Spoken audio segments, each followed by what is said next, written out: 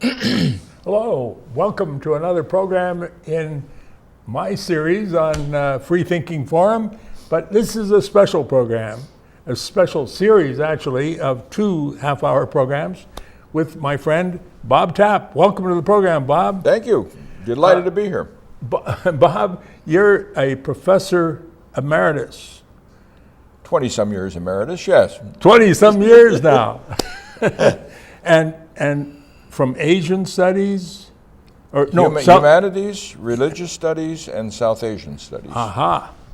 But back when you were in the U.S. Navy, how did you get from there to being humanism, into humanism? What? Well, I tried to get a semester in of college before World War II, before being drafted. Yeah. And I got pulled into the ROTC because the Navy wanted educated officers, it said, and squeezed into a college in a couple years. And so I was a commerce major, and I took a couple elective courses, and they opened up all kinds of things to me. I'd grown up a nice Lutheran boy in Southern California, but I had a wonderful minister who said, if you're thinking about being a minister, I want you to read all of Ibsen and all of O'Neill this summer, and then we'll talk about it. Wow. Well, that did it. What an assignment. That did it. By the time I got to college, I no longer called myself a Lutheran or even for that matter a Christian. But I had these 2 wonderful professors. One taught world religions and one taught psychology of religion, I think he called it, but they were out of worlds I had never seen. One was a pacifist and a socialist and a feminist. Now this is in the 1940s. A feminist? Those didn't exist. Back then. They didn't exist. Made me think about what I really wanted to do for a career if I survived the war. Well,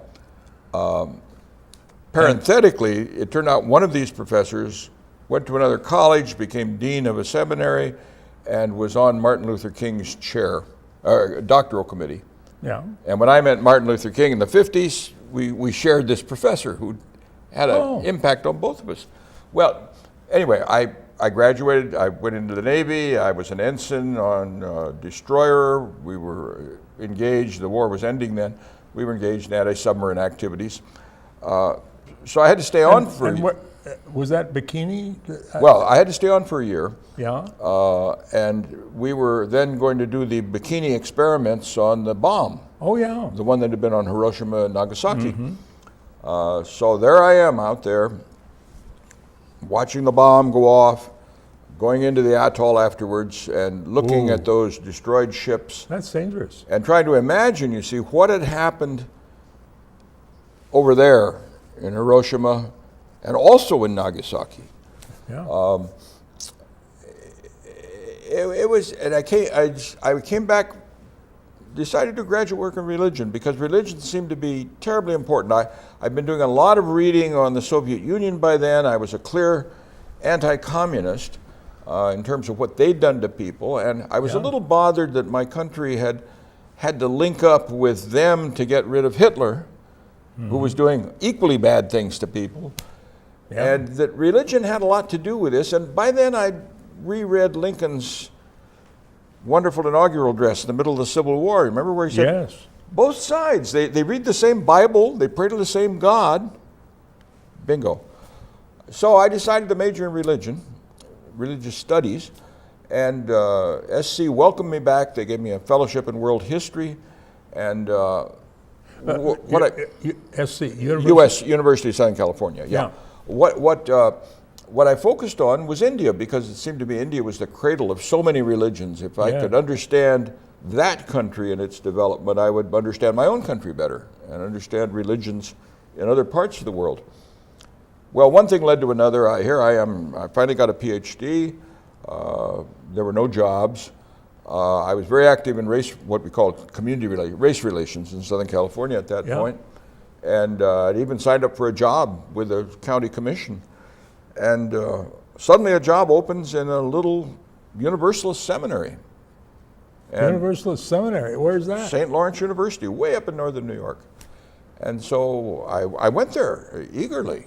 And my life began to change. And I taught some of the first courses in science and religion, and we did a course even in religion and sexuality, which was a little shocking to people. Oh, wow, back then. In the 50s, this is in the 50s. Yeah. And then I was lucky because the Unitarians were just in the process of merging with the Universalists. And so they said, we got a college we're supporting in Switzerland. Go over there for a year. So I take a 1-year-old daughter to Switzerland. Wow. And we had a great year. Yeah. And I came back and got involved. The college was called Albert Schweitzer College. So, of course, I was reading a lot of Albert Schweitzer. Yes. Came back. We had a Schweitzer conference in Chicago. And I'm going up the elevator. There's a very tall guy behind me. And we started talking. And it was Muhammad Ali, who was in his own anti-war thing there and very addicted to Schweitzer.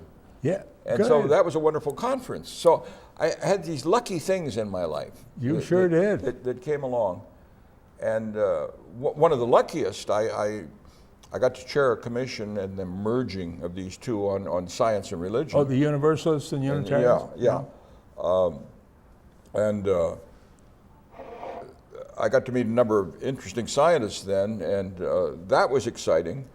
And then I went to their Chicago seminary, and we were going to reorganize everything around science because science seemed important. Well, we got to get in here to religious history because I don't think you can understand, especially Western religions, the Abrahamic faiths, Judaism and Christianity and Islam, without seeing this tension between what we know and what we believe. One of the early church fathers said, you see, I believe it because it's incredible, meaning, no evidence could alter my firm belief on this. A very unscientific attitude. Well, yeah, and knowledge was another thing because knowledge keeps changing as new evidence comes in or results fail and so on. And then I remember very, very early in my education reading, of course, everybody had to read Aquinas because he was bringing Aristotle to Christianity. Yeah. And here he is saying, when I was little, I believed everything because my nanny and my mother, fed it all to me. Yeah. But then when I got older, I learned that some things could be discovered and known. For instance, I could know that there was a God. Somebody had to make the world. Somebody had to make the world and so on. But I could never know that this God was 3 in 1 or 1 in 3. Yeah. The Trinity was something I had to believe. And so here's this, a lot of Catholics don't even know this, you see, saying it's better to know and believe if you can know than believe in that area. Well, of course, at that time I'm reading everybody. I'm reading John Dewey for a year. I spent a lot of time on Dewey. I'm reading Marx for a year. I'm reading a wonderful Brit, Bertrand Russell, who was off on his own kind of politics then. Yeah. But Russell was the one you see saying, what if when you die, instead of just dying, you go someplace and there's a higher being? And he said, I'll say I was wrong. But he was one of those early on, long before Sam Harris and Dawkins and the Four Horsemen of atheism, that made the clear case that there just was no rational way to believe in religion. Dewey didn't use the word reason very much. He used the word reasoning. And I began to shift a lot of my nouns into verbs at that point. Because Dewey had wonderful phrases that, for me, made a lot of sense now. Warranted assertabilities. You see, instead of saying, I know this, it's a warranted assertability that, for instance, the Earth goes around the sun instead of the sun going around the Earth. Well, that's the whole approach, I think, of science. It's the whole approach of science. Yeah. Warrantable assertability. Warranted assertabilities, yeah. And because you can never 100% know. Exactly. There may be another way to look at it that's even better. That's right. And then there was this wonderful Immanuel Kant who came along in 1780, beginning to talk about enlightenment, you see. What is enlightenment? Wonderful Immanuel Kant. Some people... Very hard to read, very hard to read. One essay of his, you can Google it, by the way, there are a number of translations of it. Enlightenment is escaping from your self-imposed immaturity. Beautiful. Most of us don't, you see. Most of us don't. And then he used this Latin phrase. Escaping from your self-imposed immaturity. We have a hard time translating that German word, but immaturity is the best. Yeah. The early translation was nonage, N-O-N-A-G-E. That's useless. But Yeah. one of the things that Kant stressed in there was a Latin phrase, aude sapere. Aude sapere, what's that? Well, that's audacious, dare. Yeah. Sapere, to know. Dare to Dare know. to be, sometimes it's translated dare to be wise. Dare to know. Saying instead of all this stuff that they told you, or that common sense says is the case, no. Now, Kant was very important in the beginning of modern science. Yeah. And in many ways, people say the Enlightenment may have started in Europe, but it took flower in America. By then, deism was the word they used. You see, of course, God made the earth, and it has rules and moral rules, and you will be punished or rewarded in terms of how well you live by the rules. But beyond that, don't stop praying for rain. God doesn't interfere anymore. That was deism with a D, and that was where. Wait a minute. Do stop praying for rain, because. Don't pray anymore for rain. Oh. I Because see. you see, God doesn't care about, and of course the picnickers don't want rain, and the farmer does. Well, this was God as a watchmaker. Right. It was God as a watchmaker. He made the world and then walked off. Yeah. So that was pretty much the belief of the main founding fathers of this country, Jefferson, Madison, the whole group of them. And then, of course, at the very top of that, you had Tom Paine with his best-selling book that really made the American Revolution. But then he later on wrote a book attacking the Bible and saying, my church is in my head and that kind of thing. And it ended up everybody wanted to kill Paine. And he died a lost death. Everybody? Just about. Even in the 20th century, President Theodore Roosevelt said that dirty little atheist, Tom Paine. See, he wasn't an atheist. He was a deist too. Yeah. One God at most. One God at most was what he said in this book. But that was offensive to almost everybody at that time. Well, I mean, he was just believing in one less God than everybody else. That's right. Well, he didn't put it that way. See, that would have been an out-in-your-face atheism. But what I'm getting to is this evolution of religion and the conflicts of religion with science. And of course, they go back. How far back do you want to put them? Does the sun go around the earth or the earth around the sun? That was 16th century stuff. Yeah. And that was, Luther said, hasn't that guy ever read the Bible? Because obviously in the Bible, the sun stopped so more people could be slaughtered by Jews at Jericho. Ugh. Not a nice story when you think about it. But presumably that meant, of course, the sun moves and the earth is. It took a long time, you see, to get over that. But of course, the real thing happened in the middle of the 19th century with Darwin. And his nice Unitarian wife kept saying to him, don't publish this, don't publish this, don't publish this. And finally, he's pushed to publish because Russell is also going to publish essentially the same idea. That we have evolved, we don't know from what, over a long period of time, and that it is kind of, he picked up Huxley's phrase, the survival of the fittest. You see, it's a tough world. And many people forget that it was the poet Tennyson, of all people, who used the phrase, nature red in tooth and claw. In the 1830s, Tennyson was writing that, you see, and Darwin is publishing in the 1850s. So but science is beginning to take on things that people have believed for a long time and say, that one is simply untrue because now we know this. And of course, the knowledge kept being revised, to be sure. But Well, we have a warrantable, what was it?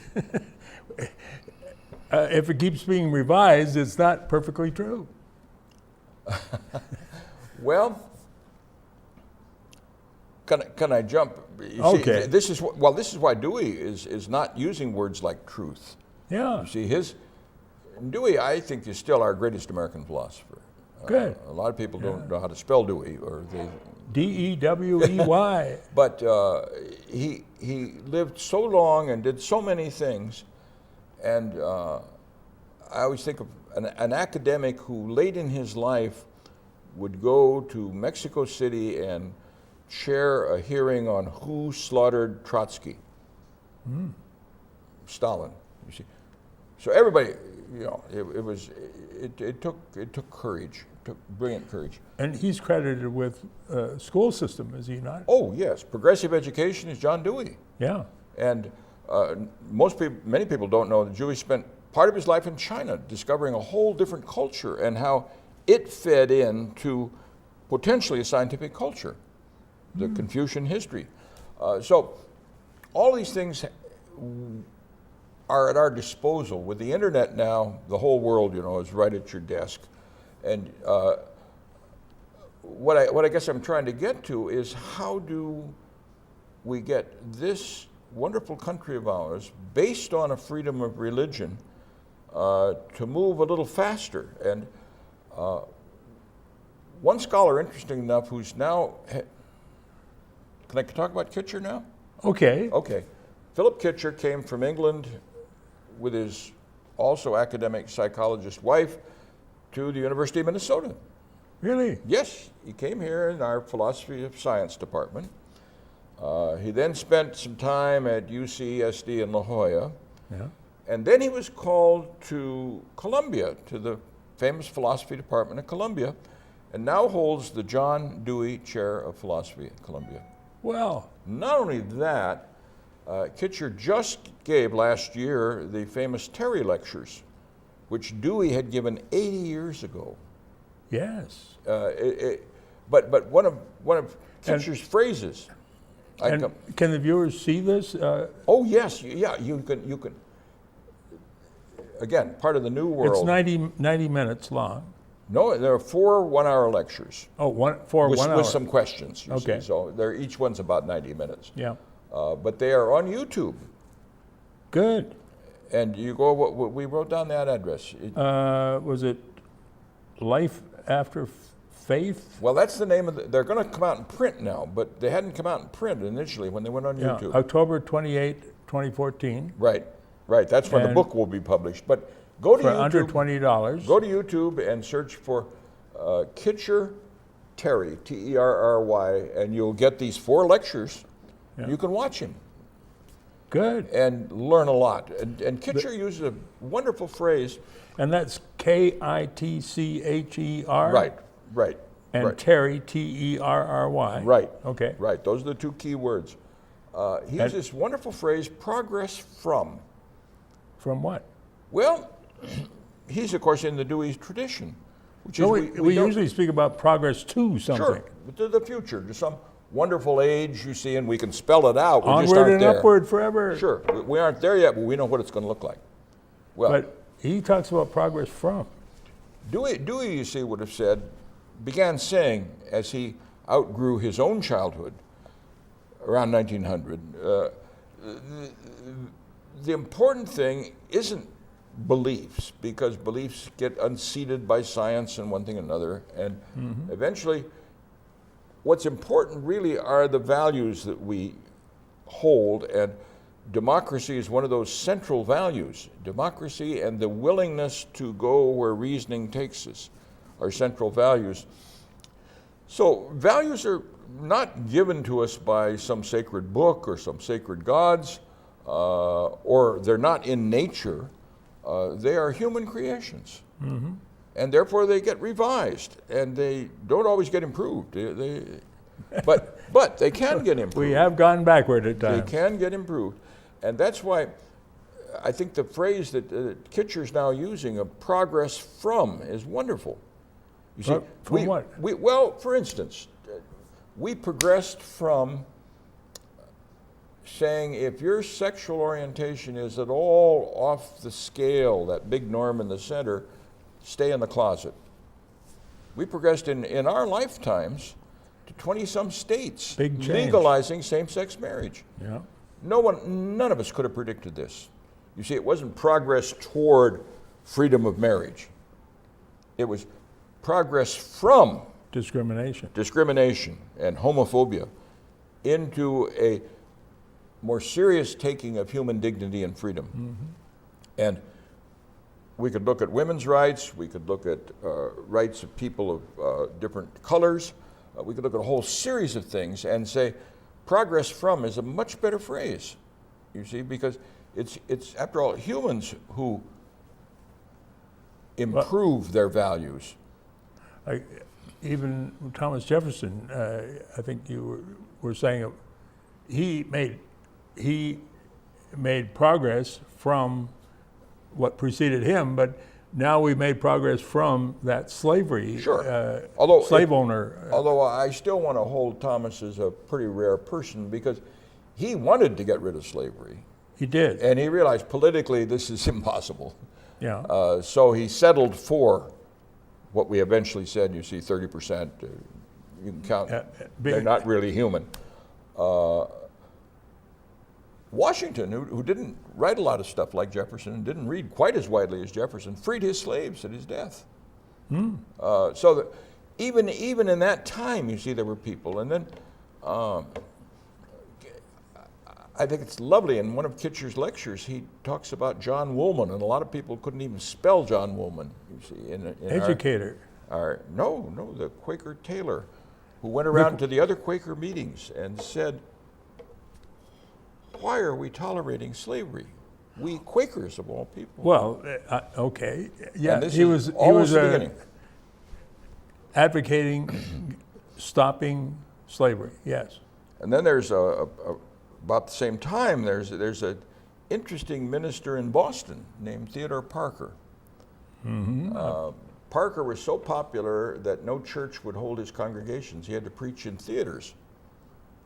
But none of the other ministers would let him in their church. Why? Oh, he was way off on a limb. He had grown up in Concord and under the shadow of Ralph Waldo Emerson. And he was a leader in the anti-slavery movement, in the abolition movement. Mm-hmm. He was the one, by the way, who used the phrase, of the people, by the people, for the people. Before Abraham Lincoln? Sure. Herndon brought that to Lincoln. Well. He read a whole series of his sermons, and there it is. And he was also the one who used the phrase that Martin Luther King revived for us. You see, the arc of justice bends slowly. Both of those are wonderful American phrases from Theodore Parker. Now, who said it isn't as important as who takes it seriously? Yeah. Does it become part of the American value system? And if we look at what's happened to our country now, I think we have to wonder how far we've been able to go. We certainly, well, we freed slaves before we freed women. And we still have women at 70-some% for the same job of income of men. Yeah. Some people, in fact, our Supreme Court majority says we're beyond racism already in America. One wonders where they're living. If Ferguson had happened before that famous decision of theirs, would they have said that? They probably would have. Because they've almost done away with voting rights, and voting rights were so clearly a thing of freedom. There's a new book out, by the way, that uses a wonderful metaphor, the dog whistle of racism. The dog whistle? The dog whistle. Remember, your dog whistle you can't hear, but the dog can. Oh. You come? Okay. I want to be president of the United States. Where should I give my first main speech? Why not down south in that town of Philadelphia? Why not? Well, some people at least will remember that was where the 3 civil rights workers were slaughtered. Cheney and Swerner, yeah. In Mississippi. In Mississippi, absolutely. And that's where Reagan gave his first speech. Ooh. Now that's a dog whistle of racism. It's saying, I'm with you guys down here. We're going to take over that political part. That's a long story, but the dog whistle is a nice metaphor for what some people hear and other people don't. Yeah. But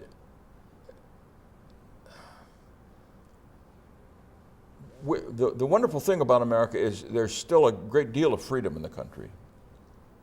I say a great deal because I think it's been reduced.